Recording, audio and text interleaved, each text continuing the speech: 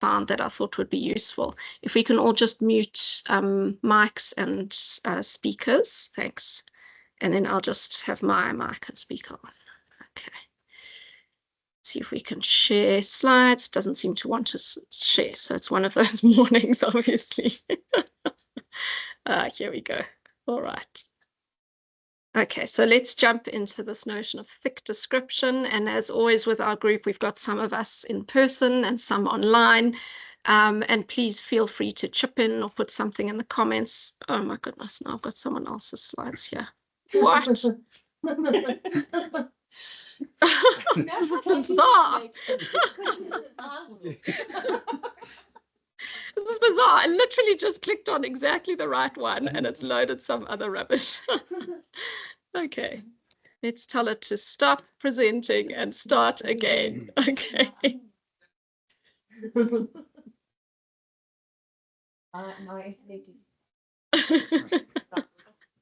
It's obviously too early in the year to start with meetings. Okay. All right. Okay. Let's take two and see if we can get this to work. Teams isn't, that's not great.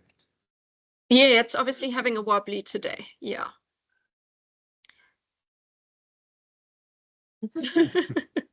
Yeah, and half of us are on some other link.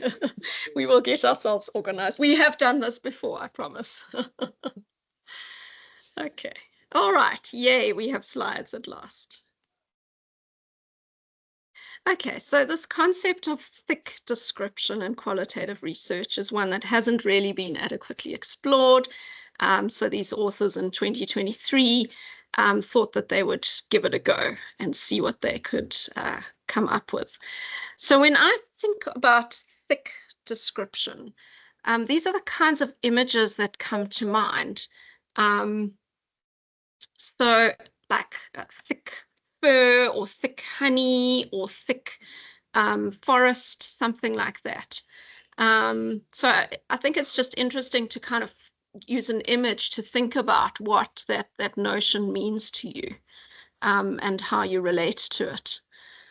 So just to introduce the concept, so the authors talk about thick description as absolutely critical for this concept of transferability and what they call analytic generalization. So in qualitative research, we always say, you can't generalize the findings, that's not the aim.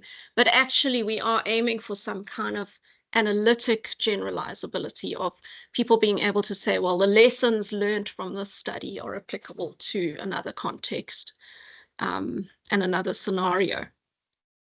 So thick description is really about giving a thorough account of participant views, intents, circumstances, motives, meanings, understandings, and also describing the context and also what unfolded in the researcher's mind. Jennifer, Yes. the difference between detailed and thick. Did you get the sense that it was more about the context and the sort of yeah. And absolutely, that was the difference between detailed and thick, because I thought yes, and then they threw in terminology issues. It's made me a bit sensitive when I'm reading. Exactly, and then they threw in the term rich as well, which confused me. Was it rich? Yeah. Yes, so they had thick description and rich description, which they mentioned. So I wasn't 100% sure that I understood what they were meaning by the difference between the two. So I kind of parked that and I thought, well, okay, let's just focus on the thick bit. Okay. Yeah, so thick was really about a thorough account, so lots of detail, but then describing the context and then also looking at what unfolded in the researcher's mind. Is everybody on? You still struggling? Do you want to come and share slides with me then? Just come and sit. Okay, all right. So this concept of whether we have guidelines for thick description. So Lincoln and Guber, who you probably, if you've done any qualitative research, you will have come across them kind of, it's a bit like Braun and Clark, Lincoln and Guber, they just get bandied about. So back in 1985 already, they commented on the lack of guidance for how to do thick description. So there aren't specific criteria, and what is available is theoretical and not really practical. What do we actually do? And then we've got quotes, for example, Pollitt and Beck talking about decisions about the degree of thickness will depend on the particulars of the research. A general recommendation is for people to consciously consider the consequences of their thickness decision for the ability of the evidence.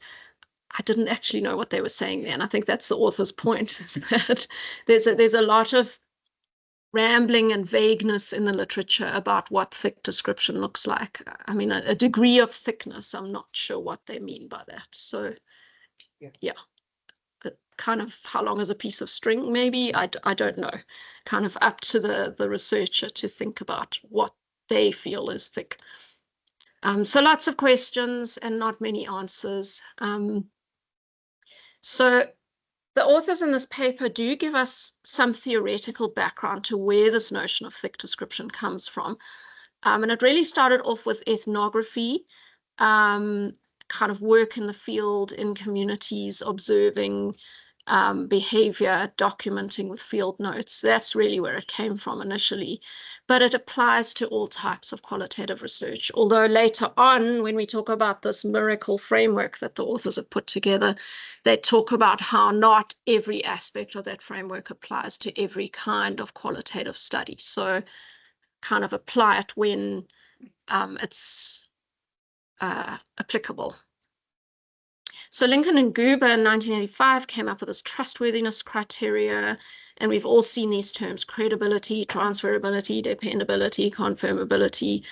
And so the thick description really comes in with a transferability, and thinking about the degree of similarity, again, thinking about that analytic generalization, and is there some kind of similarity between settings, individuals, and situations that allows for that transfer of lessons learned or implications or interpretation of data to other contexts.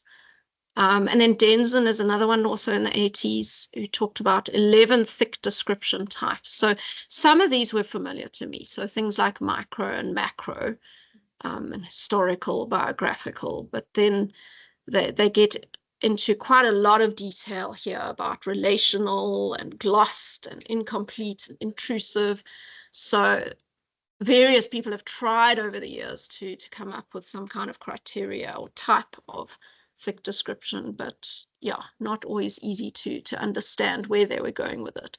I don't know if anybody's got deeper into some of this, into Denson's work, into these types. It's the first time that I'd actually come across these 11 types, although some of these terms are obviously very familiar. So one of you managed to join? Great. Good. Okay, so the research context is really what comes through as important here when we're talking about thick description. So considering context, really delving into how context affects people's behaviors and what you're observing. And I kept on thinking when I was reading this bit on context about those of us who've ventured into conversation analysis, where sometimes viewpoints on context and how that is brought into research are very, very different to other types of qualitative research where context is so deeply embedded.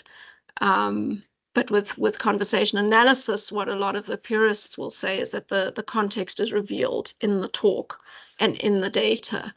And I think that's something that we've struggled with, perhaps because we've come more from a different kind of qualitative background where we're more ethnographic and interview focused and narrative focused. Yeah, so that's an interesting one to consider. It kind of gave me a bit of reassurance that we are on the right track when we have these arguments with CA people about context, because it's so important to us and because we've seen the importance of understanding the context and bringing that into our work in other kinds of projects that haven't involved CA. So it kind of makes logical sense for us if we're doing an interactional based study to say, well, you've got to consider context. Yeah. And then they talk about the need to bring in reflexivity and accounting for one's own bias. So really interrogating and reflecting on one's own positionality in relation to the context, in relation to what you're studying, the people in the context. Yeah. I'm going to say when it comes to that, though, it's difficult to know when it should form part of the data itself, or when it's for contextualizing your interpretation of the data. Yeah. Absolutely. And having read through, we were reading through last night a PhD results chapter, and the students foregrounded some of the contextual features. But then I was also thinking, okay, now what? What do you do with that? And how does that then integrate with the other findings from that study? And that was something certainly that those of us who were trained by Claire Penn were taught. Off you go and do an ethnography and write up what you see, write up notes on the context. But then, often I struggled to take it further and say, well, then how do I integrate it with the findings and make sense of it with the findings?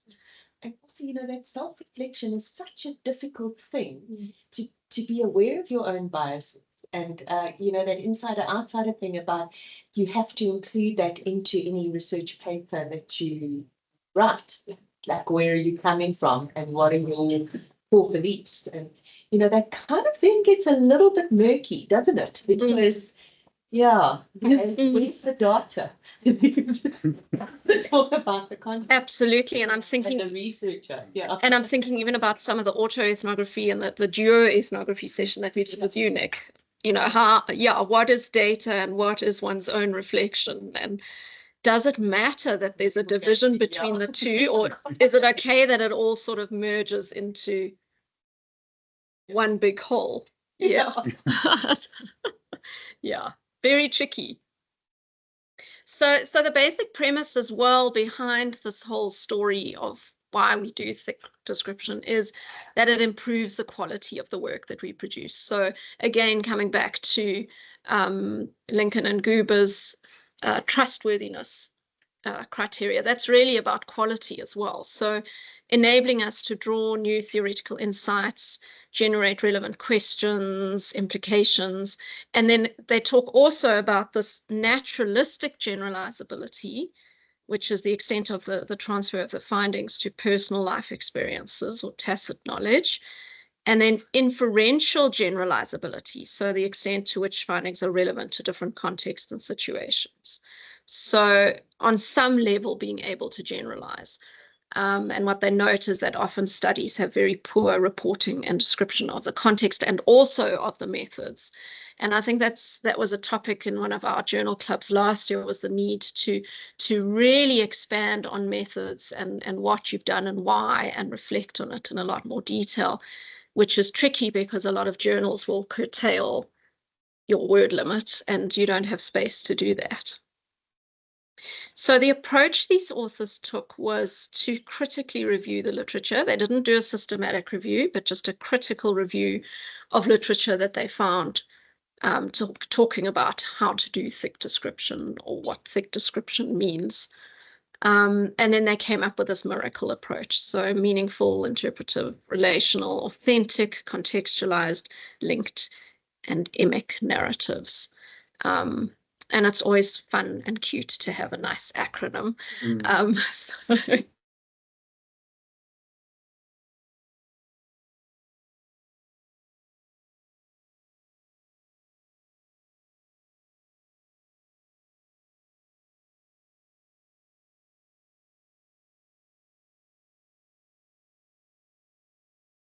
right.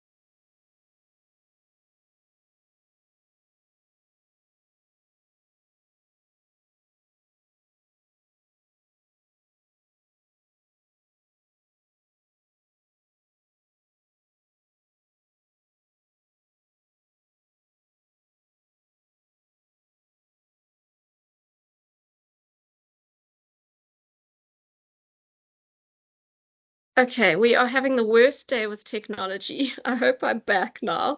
Just been kicked out of the meeting. Oh boy. Okay.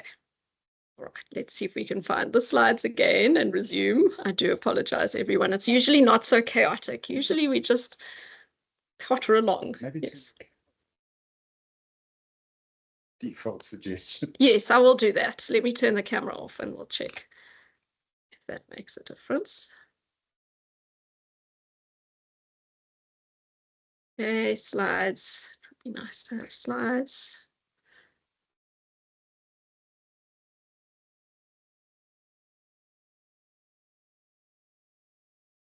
All right, let's see if we can load these slides again.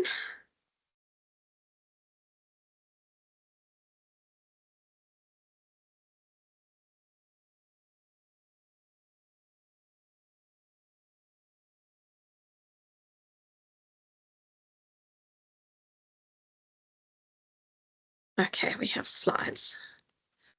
Fantastic. Resume, yes.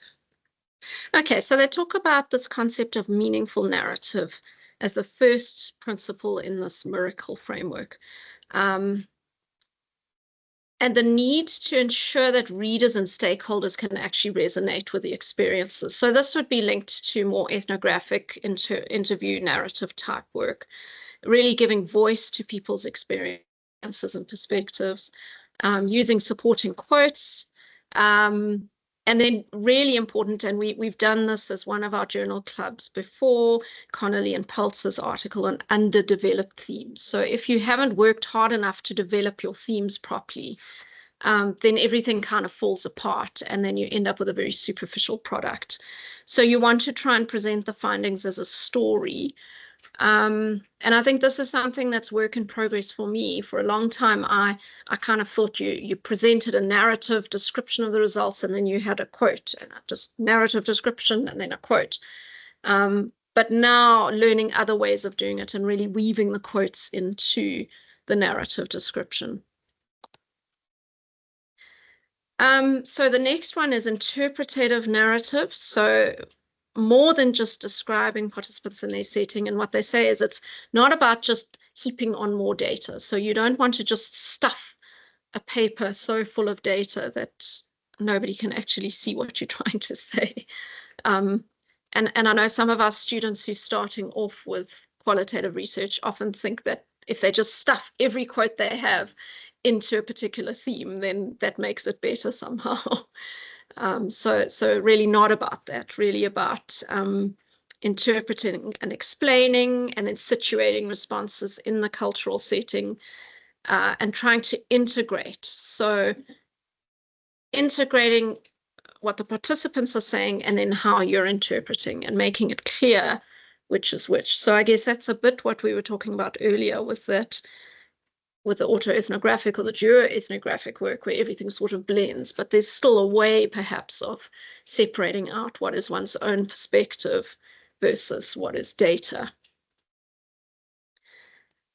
Okay, the next one was relational narrative. So this talks about reporting the findings and the data in relation to the environment, social, cultural situations, and other individuals. And Denson talks about it as bringing relationships alive. So really the lived experience of people's experience in relation to other people, and in relation to the world and the environment.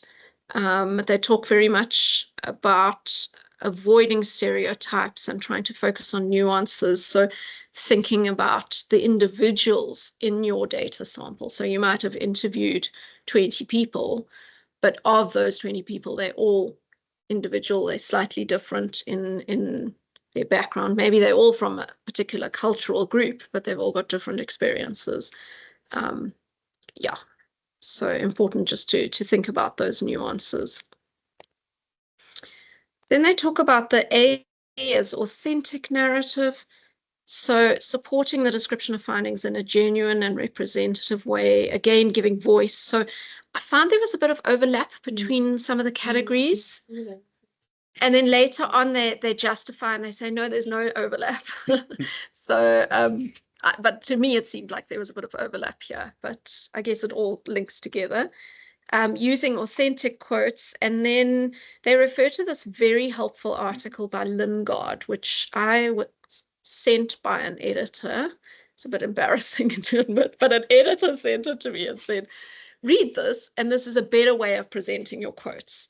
And yeah, it has been actually a much better way of kind of teaching students as well, to weave quotes in rather than the narrative description and then the quote, narrative description, quote. But it's not the citation that they cite in this article. Are you saying that? Yes, so there's a Lingard article, yes. Because I'm so bad at rereading this, because it's the first time I'm seeing the reference to inline versus block quotes. I just think that students dump quotes. So, but now I've got a language to tell them what I want, rather, and you're talking about inline quoting as being more nuanced. Yes, and sort of weaving it into the description. I think something that Lingard talks about that's also really useful is not leaving the reader to just do the interpreting themselves. So instead of saying, this is what participant one said, and then you plonk this massive quote in, actually doing the interpretive work and then using the quote to back up and illustrate the interpretive work. So whereas often students will just leave the interpretive work to the reader to interpret the quote. Yes. But I told you. Yes, it's there. Read it. And then sometimes when I'm reading student work as well, I'll say, well, this is a lovely quote, but I don't actually understand what they're saying here. And you haven't interpreted. You haven't told me what the person's actually trying to say and what does it mean. So taking it a bit further. Yes. Yeah. Yeah, so it's a really nice paper, and I'm happy to circulate that if anybody doesn't have it, or pop it in the chat, because it's been absolutely crucial for learning how to do better in terms of presenting and how to present a richer, or a better quality description of the findings and the interpretation. Yeah. So they have two suggestions: is think about, is the quote illustrative, and then is the quote representative. And I guess it's always this juggling act of not over-relying on the one participant who's given you beautiful data. Yeah. So kind of looking across. It's something I always grapple with, because I don't think that quotes always have to be representative. Because exactly what you say, you want to, some quotes are so meaningful in themselves, but they might not represent the whole data set. I think those are still valuable. Absolutely. So I don't think quotes always have to be represented.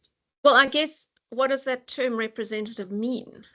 So is it, to me, it's partly representative across the sample, so that you're not relying on one person or a couple only, but also representative in terms of the point you're making. But then, yes, you have to capture the outliers as well. Because I find it also depends on how you collect data, because, one person will say one thing and it'll color the whole discussion. And I think it happens even with experienced researchers. Yeah, so, yeah, well, I thought I was quite experienced. And then, as I say, an editor sent me this paper and I thought, okay, all right, lesson learned, yeah. But at least it's helpful when they send you something to guide you, as opposed to just saying, read you. Yeah, no, I've done it already. It was such a lovely editor, yes, and they were so genuinely helpful with these kinds of points. This is how you could improve it. Look at this article. And I've been using this article with all sorts of students and colleagues, and it's like now the gospel that I disseminate everywhere. Yeah. Okay, so the C in Miracle is contextualized narrative. So you want to be able to retain detail, so adequate and in-depth detail. And of course, that's a bit like, well, how long is a piece of string? Because what is adequate and what is in-depth? But I suppose you have to give enough detail. And it makes me really think about, so it's a whole topic for another day, but this concept of open access data sharing when it comes to qualitative work, where certain people around the world are pushing for us to just plonk anonymized transcripts onto some database that anybody can access with zero understanding of context, zero background knowledge, and then what are they going to do with them? If they don't have that, there's no opportunity to offer a thick description and to really understand the data in context. So, yeah.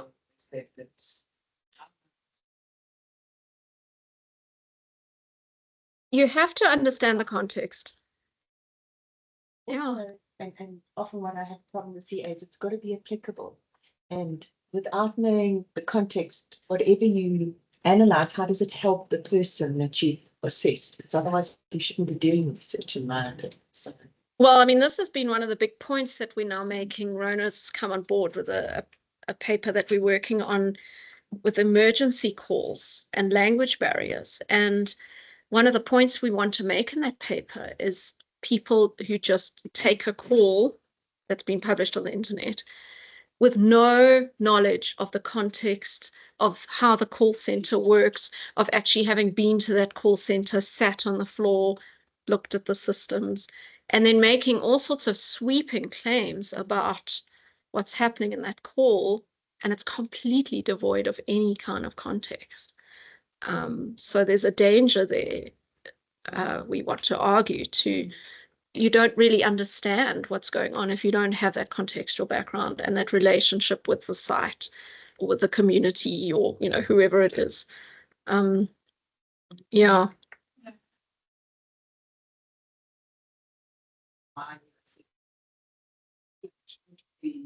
Like the so what? Yeah. Now, what are you trying to achieve by doing that analysis? Yeah. Yeah. Could be. Or you getting a PhD? Yeah. Yeah, especially when it comes to, I think, from like an ethical perspective and responsibility as a researcher. Like if you're going to be analyzing participants or any context, you have to think about what the implications are by those actions for those participants or that context. And also, how does it help them? Yeah, exactly. You know, I think it's got to be recommendations. Yeah. Absolutely. Yeah. Really, Yeah. So I think lots of other things to think about in this discussion around, you know, how do you see your research process? We've talked before about this concept of slow research and really engaging with research and communities and sites on a long-term basis rather than this kind of helicopter in and out.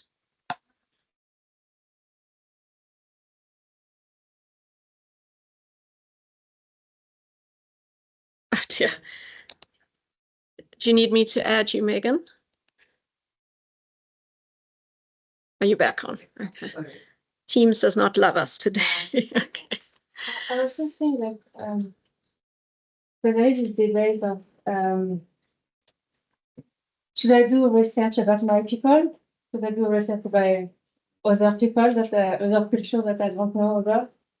And I think one argument that goes like that say that okay, you should do research about your own people is about context, I think. Can we address this question?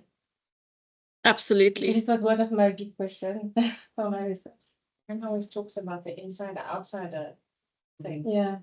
Like, but I think often with researchers, especially like in a clinical setting, it seems like we straddle it. You know, like you like somewhat insider, but you're also somewhat outsider. I mean, that's my experience. I'm like, I spend a lot of time at my site, and so I know the team and I know what they do. And so I'm an insider, I'm not a complete outsider. I'm not like but I'm also I'm not working the way that they do. I'm not doing what they do all the time. Well, that's what Rona and I argued, and we've got a paper that's under review at the moment where we talked about, can you ever fully be insider or outsider? No, it's a spectrum. But having done, and I'm thinking, Joe, of your work and our PhDs where we went back to places where we'd done communities.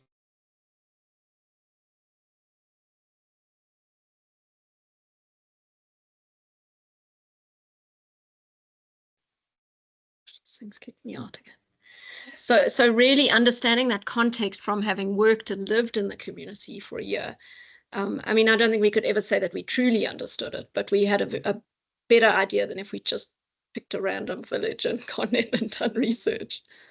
Yeah. But I think sometimes the research questions come from being an outsider, because you question why something is happening the way it is, whereas if you are truly an insider and that's all you've ever known, that's not a point of inquiry necessarily. Absolutely, yeah. So, And sometimes you also come in with questions as an outsider going to our setting. It's like, why don't people just do this? And then you get them like, oh, this is why. Because there's all this stuff going on that I didn't know about. absolutely. So it's only with spending time in that context that you can start to understand. Yeah. So this idea of the contextualized narrative is really about creating a contextually mediated and grounded narrative of people's experiences. Again, describing, defining the setting, and thinking about the impact of the context on the interpretation, which I think is something that we've grappled with in a lot of our projects, is how does the context and our knowledge of the context influence how we see the data. Megan, I'm even thinking about your PhD work where we had that ethical dilemma around what do we do with tricky data, knowing that this participant has disappeared off somewhere and we're not going to be able to contact them again and follow up with them easily. And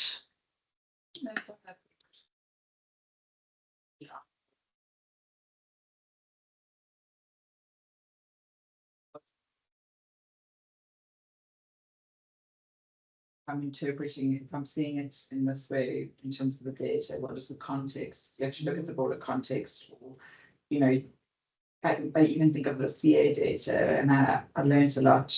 And I think I really struggled using context in a CA project because it's messy. it ended up being very messy. But I also think that, like, to make sweeping statements about context without the proof in the data itself, like you almost have to look for the evidence in the data to say this is also about context, or, you know, sort of taking it the other way around. Making sense.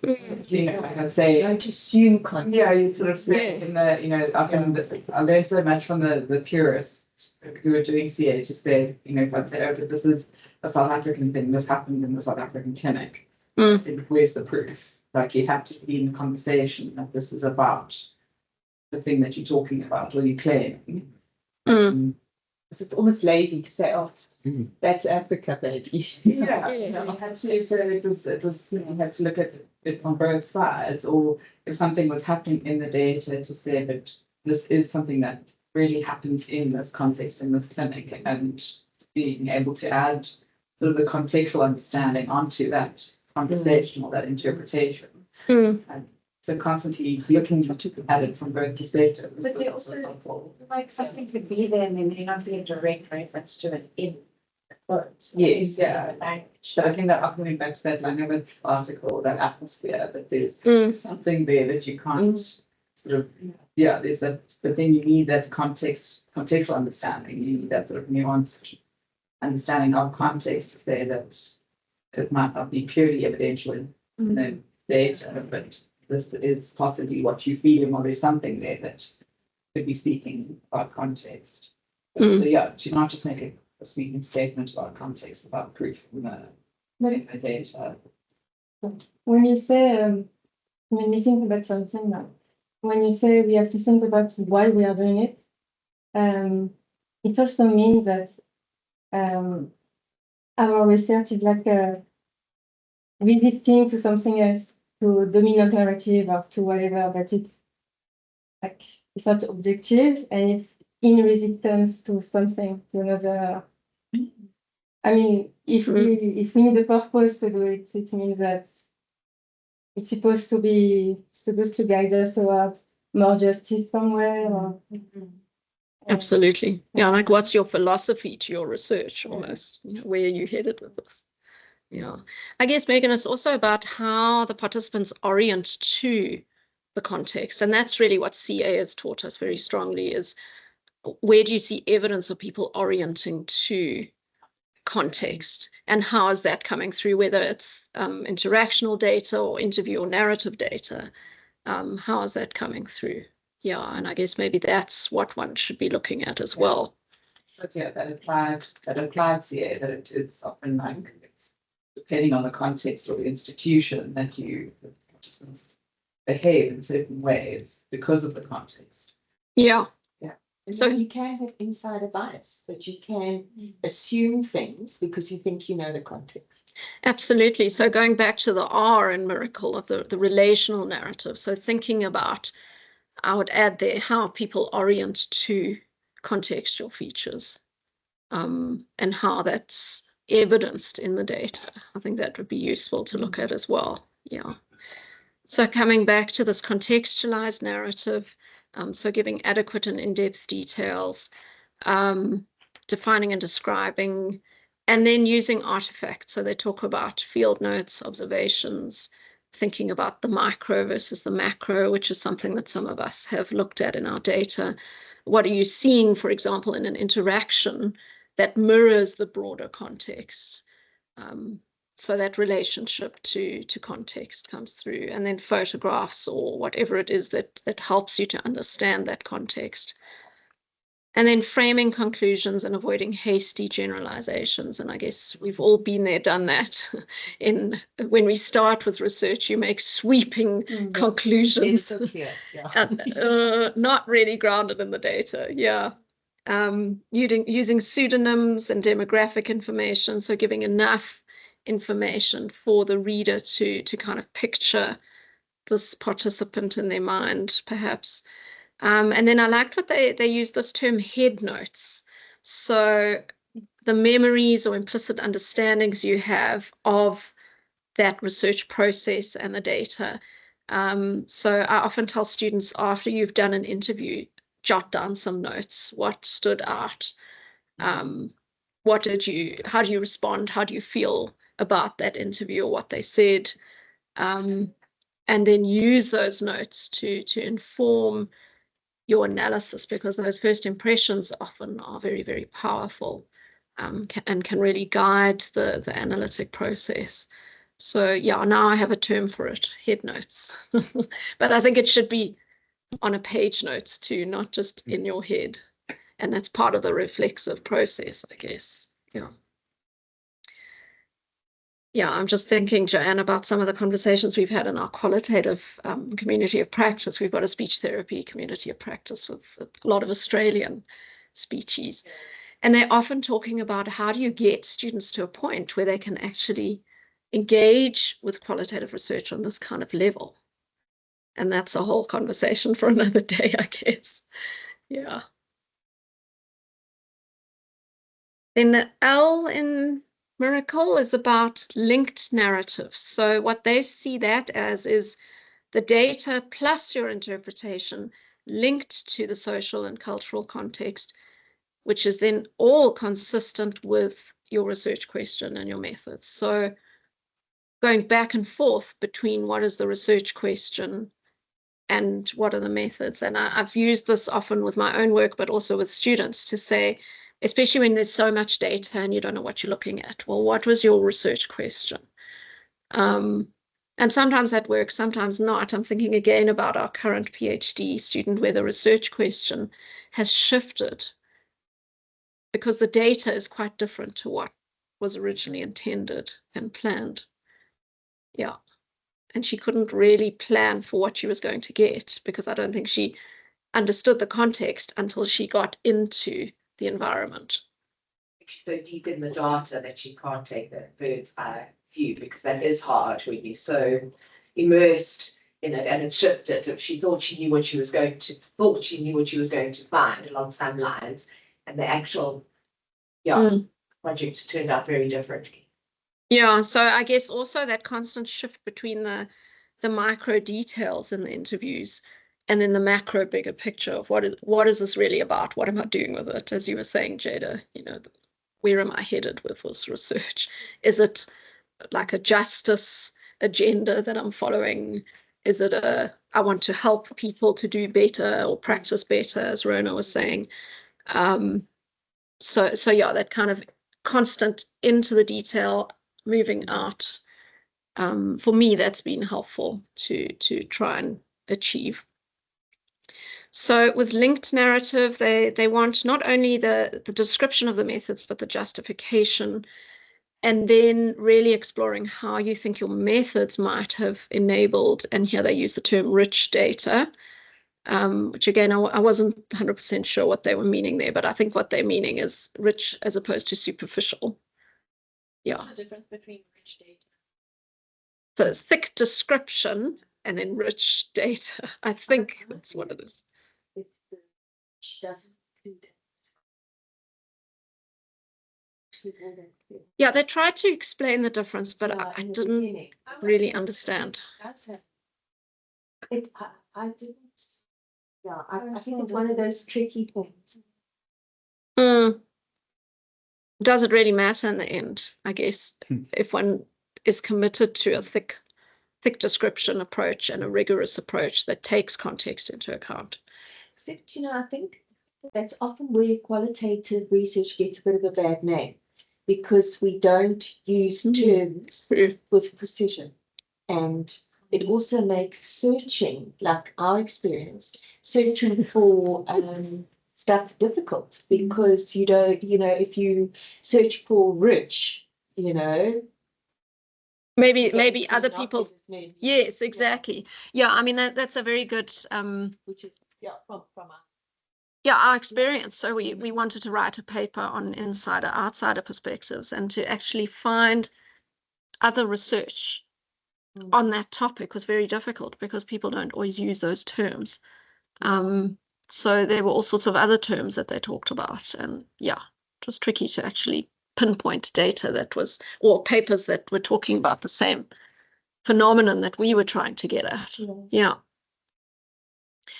So they also talk here about using theoretical frameworks and sociocultural theories to ensure that everything is integrated, using figures and maps and pretty pictures, which I think sometimes as qualitative researchers we forget about the power of a good figure to help illustrate things. And then trying to establish relationships between quotes and findings. So kind of going back to what we talked about earlier, not just plonking in a quote, but actually weaving it in to your interpretation. Yeah. And then the E, the emic, the last bit of the miracle, is taking a person-centered approach. So making semantic and apparent meanings of experiences visible to the readers.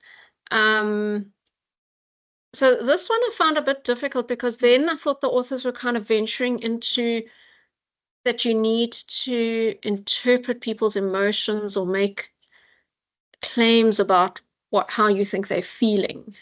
I don't know if I was reading it wrong, but in counseling, a person-centered approach is when you don't try and lead the other person's experience or interpret their experience. You let them tell you if they did it, rather than I think it's like avoiding too much interpretation. That's what I would understand from it. But then there is that research thing that as a researcher you have to present the story, but help the person who is giving you the story understand it better. So it is a layer interpretation. It is the story plus the implications and deeper meaning, because that's your role as an interpreter, as a researcher. You're not there to hold up a mirror. You're there to actually interpret and make sense of. Yeah, absolutely. Yeah, which is why I guess in some instances that concept of member checking is important, that you take back what you're seeing in the data to the participants and say, do you agree with where I'm going with this? Yes. Which can be tricky. I remember having discussions where, the participant would say something and then I would reflect back, like, this is what I'm hearing in slightly different words, right? And then Charlene was like, now it's not in the participant's words, But for me, it's checking, like, am I understanding what you're saying? Am I interpreting this correctly? Like, and checking that in the interview as opposed to afterwards, like saying, this is what I'm hearing that you're talking about. Is that what you're saying? Yeah, I mean, I know you and I had this big discussion about this as well, as to, is that overstepping the role of the interpreter and going into more of a counseling framework or not? And yeah, I mean, that's a whole nother conversation, I guess, in terms of interview style and how one frames the interview, because the interview is never going to be objective. So there's an element of subjectivity, but to what extent do you bring in the subjectivity in terms of things like maybe interpreting what they're saying or trying to make sense of what they're saying rather than just letting them say it and then afterwards saying, I wish I'd probed further, or I wish I'd checked further. Yeah, so I think there's a really fine line there, and I'm not sure that we have easy answers necessarily for how to cope with that and manage that. Yeah, so the EMIC bit is really about relating to other participants' experiences, detaching from preconceived biases and stereotypes. And then they talk about how you can use square brackets or italics and bring those into the quotes to show where you're interpreting things, or where you, so perhaps the participant says something and you think you know or you understand what they are trying to say, then you can put it in a square bracket if it's not immediately clear. And being attentive to reflexivity in the research. Yeah, so some conclusions that they make is that qualitative research has to be presented in an accessible and comprehensive manner. That thick description is going to give you the rigor, the transferability, the analytic generalization, but you have to plan how you're going to do the thick description right from the beginning. So that was quite interesting to me, because I think in my head, thick description was always just something that came at the analysis stage and not right at the start to think, well, is this the kind of project, firstly, that's going to lend itself to thick description? Because some qualitative work is just descriptive. It's not really phenomenological or any kind of detail. You know, what did you understand the doctors said to you in that consult? That's not really going to give you this kind of rich. So I guess the data that we're talking about here is about rich, detailed, lived experience kind of data. Yeah, it's something you'd use IPA with, or you could use thematic analysis or narrative analysis, something like that. Yeah. But planning ahead from the conceptualization. So the kinds of questions that you're asking, the way that you design the project to enable you to get that contextual understanding. And then they talk about needing to use this miracle framework with existing qualitative reporting checklists, which often don't focus on the elements that you need to achieve the thick description. I mentioned this already, but they talk about how not all aspects apply, so you can kind of pick and choose depending on your project. And then they've included a very nice figure where they've got key guiding questions. So it hasn't really come out nicely on the slide. I'd go back to the original article. And then they've also got a table with examples of studies that have achieved these types of descriptions, or what the authors feel, where the authors feel that people have achieved it. So yeah, it certainly gave me a lot of food for thought here. Yeah, also thinking about types of projects and how to guide students. I'm not sure if our colleagues online have anything that they want to comment on or add to in our discussion here.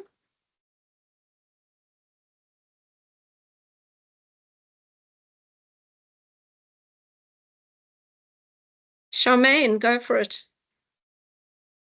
Yeah, morning, everyone. I think I found this very helpful. And that last previous slide where you said one has to plan for this thick description is actually really important, because Obviously, I'm a novice qualitative researcher, but I found sometimes that the information that we collected in the interviews don't really allow for this thick description. And I realized that we hadn't asked adequate questions or adequate probes. So I think planning for this is really great because it's going to help you to focus on what is the information you need and how are you going to probe or ask questions to get the information that relates back to your research question.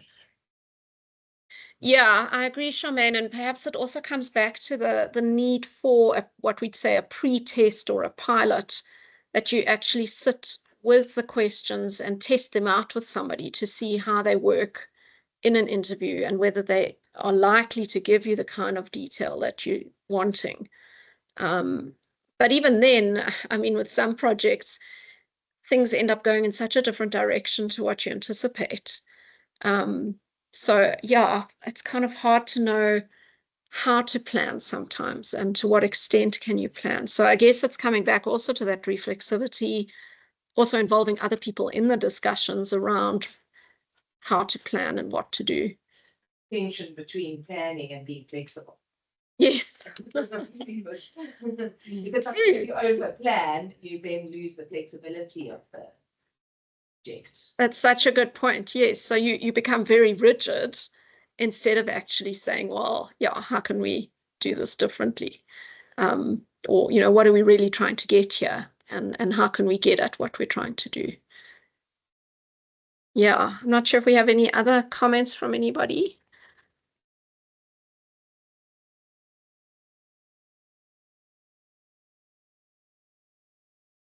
Yeah. Quite a meaty, thick discussion. I guess I do apologize again for the crazy techno issues we've had. I mean, the internet has just been awful. So we'll try and get ourselves a bit more organized for next time. Please just pop your HPCSA number into the chat if you have one, and you'd like points for today. Otherwise, yeah, those in the room can just pull in the register. Thanks, Carl, for joining. Thanks, Charmaine. We had a couple of other people online. Really great to have you with us. And yeah, so we'll have another meeting next month. We'll have to pick a hot topic. I'm always happy to have volunteers. If somebody has found a great article, even if you're not an HCRU staff member and you want to present something, please let us know. We had a great session last year. Nick presented on duoethnography, which was very novel. I'd never heard about that and learned a lot. Yes. What do we call it? Metisage. Metisage. Yeah. So learning a lot from each other. So if you come across a great article, or even if you've got a particular topic in mind that you'd like more input on, that we can look up an article and do an event on that. But yeah, thanks everyone, and thanks to those online. Yeah, Carl, I'm certainly not expecting you to volunteer because I know you've got a lot on your plates, but yeah, but I'd love to have you involved if you would like to. So thanks for that. Yeah, so keep well, everyone, and we'll be in touch next month. Thanks for joining. Bye. Thanks. Bye. Bye-bye. Thank you.